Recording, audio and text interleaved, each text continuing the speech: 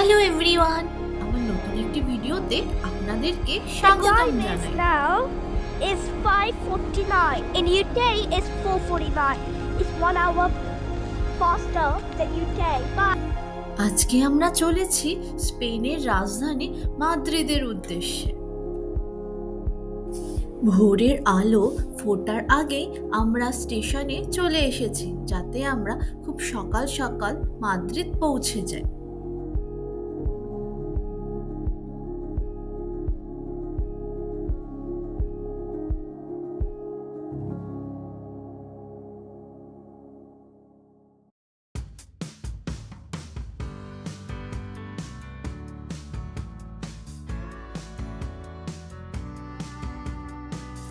Madrid পৌঁছানোর পরে আমরা বেরিয়ে পড়লাম আমাদের প্রথম গন্তব্যের দিকে।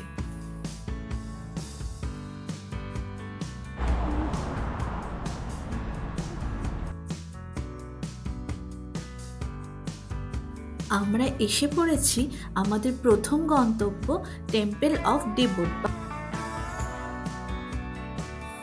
এই মন্দিরটি হলো একটি প্রাচীন নুবিয়ান মন্দির, যা বর্তমানে স্পেনের মাদ্রিদে অবস্থিত।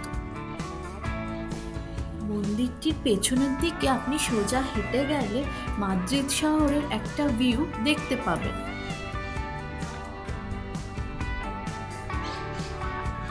মিশরের বাইরে স্থানান্তরিত প্রাচীন মিশরীয় স্থাপত্যের কয়েকটি কাজের মধ্যে এটি হলো একটি অন্যতম। খ্রিস্টপূর্ব ২য় শতাব্দীর গোড়ার দিকে মিশরের আসওয়ান থেকে ১৫ কিলোমিটার দক্ষিণে মন্দিরটি তৈরি করা হয়েছিল। মিশরীয় সরকার ১৯৬৮ সালে নুবিয়া স্মৃতিস্তম্ভ সংরক্ষণের আন্তর্জাতিক অভিযানে অংশগ্রহণের জন্য কৃতজ্ঞতাস্বরূপ স্পেনকে মন্দিরটি দান করে।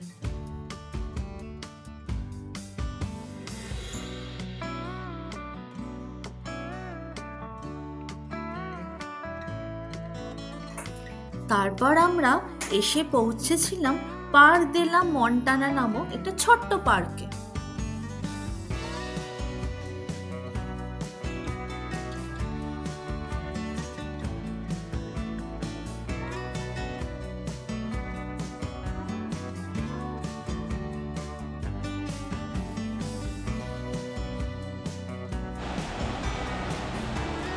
প্রকৃতির মাঝে ঘেরা ছোট্ট পার্কটির পরিবেশ কিন্তু খুবই মনোরম।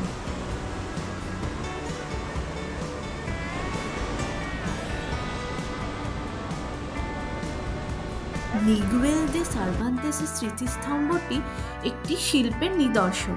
স্প্যানিশ ভাষার সর্বশ্রেষ্ঠ লেখক মিগুয়েল দা সার্ভান্তেসকে এটি উৎসর্গ করা হয়েছে।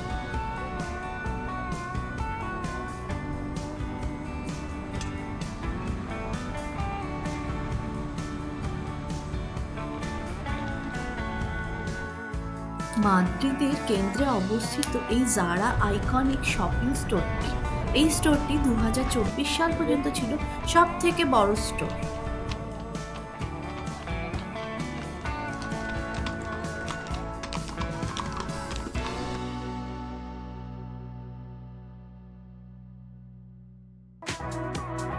এবার আমরা হেঁটে চলেছি আমাদের পরবর্তী গন্তব্যের দিকে।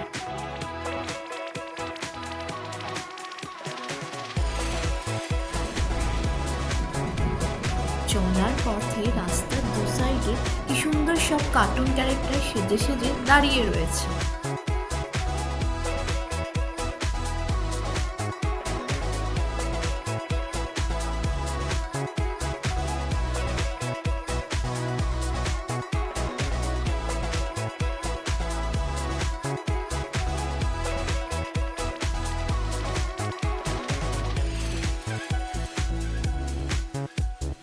আমরা এসে পড়েছি প্যালিসিও রিয়াল দে মাদ্রিদ, মানে মাদ্রিদের রাজপ্রাসাদ দেখতে।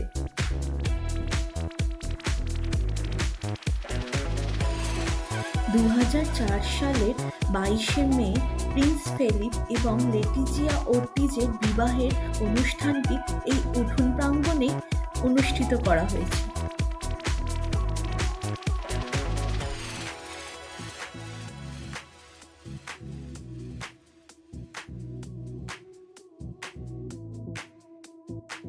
স্প্যানিশ রাজপরিবারের এটি সরকারি ভবন, যদিও এখন এটি কেবলমাত্র রাষ্ট্রীয় অনুষ্ঠানের জন্য ব্যবহৃত হয়।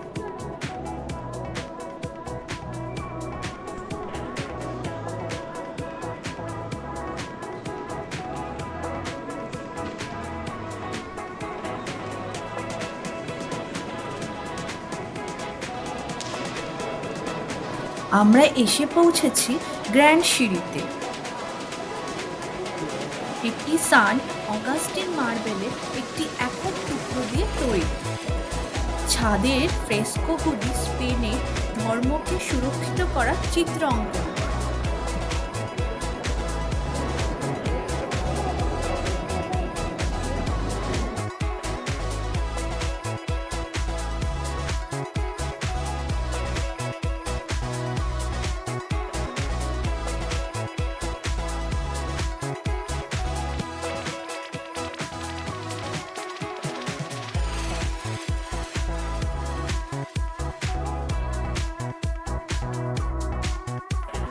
প্রাসাদের আভ্যন্তরভাগে শিল্পের সমৃদ্ধি এবং প্রত্যেকটি কক্ষের নির্মাণ ও সাজসজ্জার জন্য বিভিন্ন ধরনের সূক্ষ্ম উপকরণ ব্যবহার উল্লেখযোগ্য।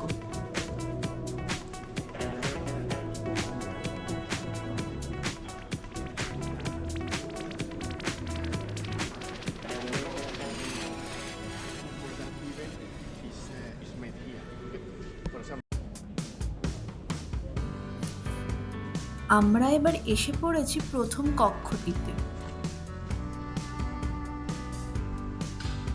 সিলিংয়ে আঁকা গুলো একবার দেখুন, কি নিখুঁত এক একটা আঁকা।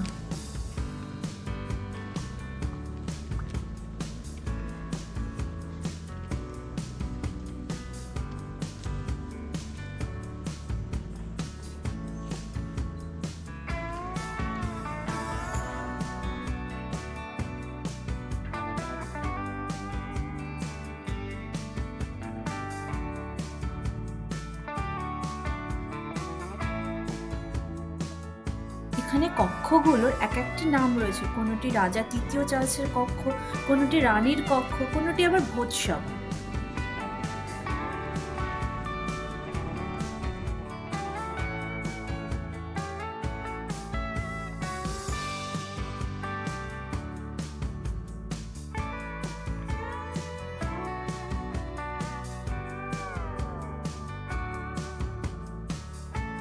প্রাসাদটি এক কথায় অপূর্ব। এর প্রত্যেকটি রূপ এত সুন্দর যা বলে বোঝানোর ভাষা আমার জানা নেই।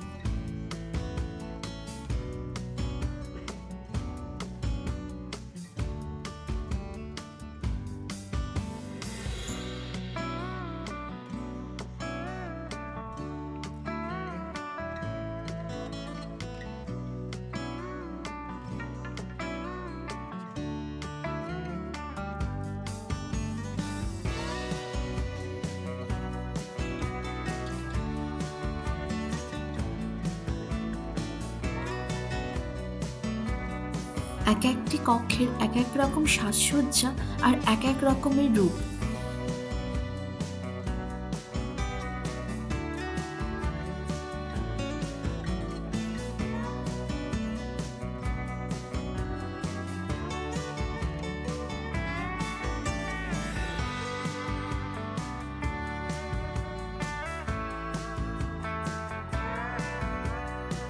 এটি হলো ডাইনিং রুম। এখনো কোনো রাষ্ট্রীয় অনুষ্ঠান হলে এই কক্ষটি কিন্তু মাঝে মাঝে ব্যবহার করা হয়।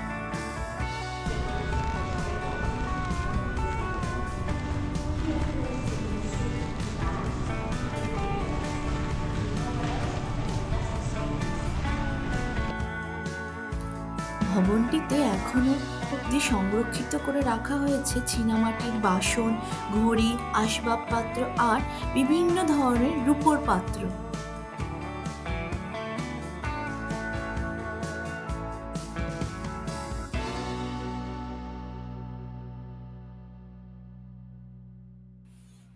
এক একটা বাসন কি অপূর্ব না?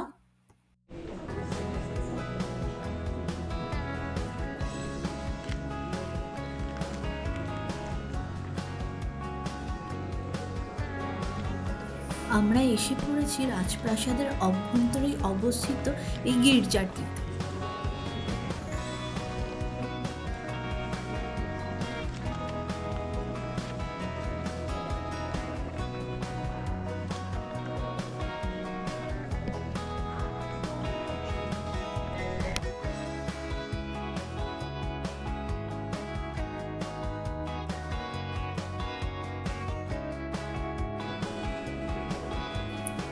দেওয়ালে যে শিল্পকর্মগুলো ঝুলানো রয়েছে এগুলো কিন্তু সুতো দিয়ে তৈরি করা।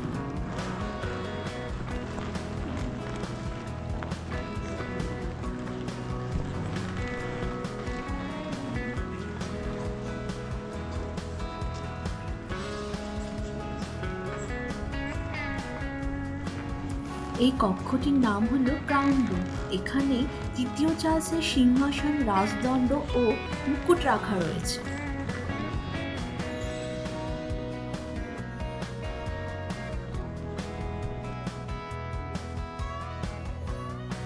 ব্রোঞ্জের ঝাড়বাতিগুলি 1846 সালে প্যারিসে তৈরি করা হয়েছে। এই সিংহাসন দুটি রাজা আর রানীর। সিংহাসন কক্ষটি 1772 সালে তৃতীয় চার্লসের তৈরি করা।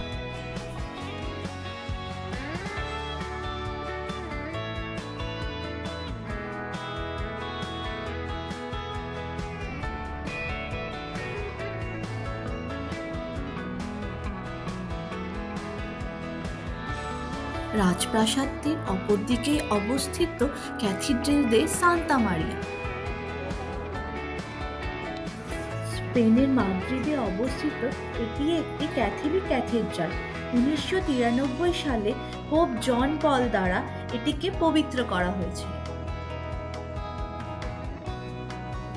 আমরা এখানে পোপের সাথে মাদার টেরেসার এই ছবিটি দেখতে পেলাম। উপরে ছাদের এই ডিজাইনগুলোকে বলা হয় নেভ ভল্ট।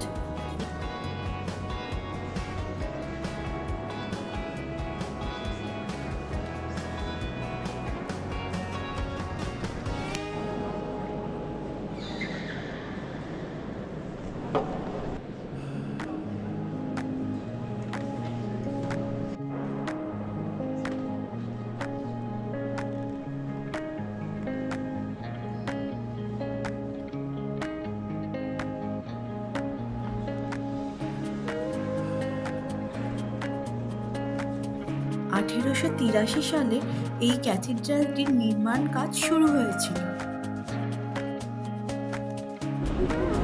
চার্চটি দেখা শেষ করে আমরা দুপুরের মধ্যাহ্নভোজ কমপ্লিট করে বেরিয়ে পড়লাম পরবর্তী গন্তব্যের দিকে।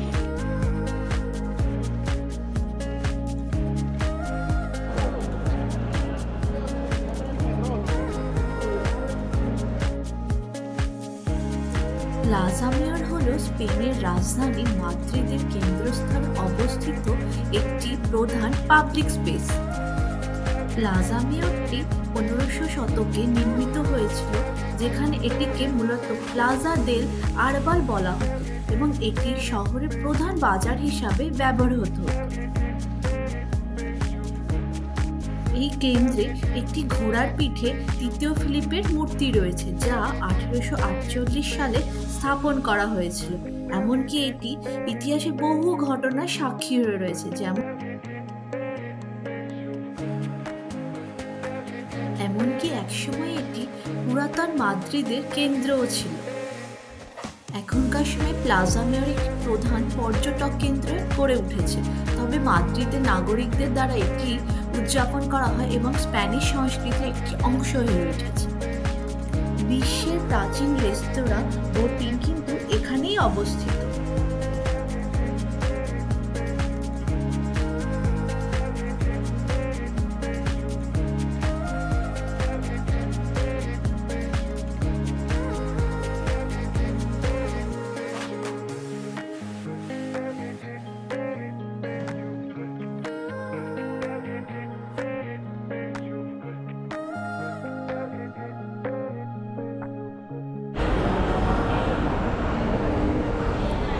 তাহলে এত অবধি, দেখা হবে পরবর্তী ভিডিওতে।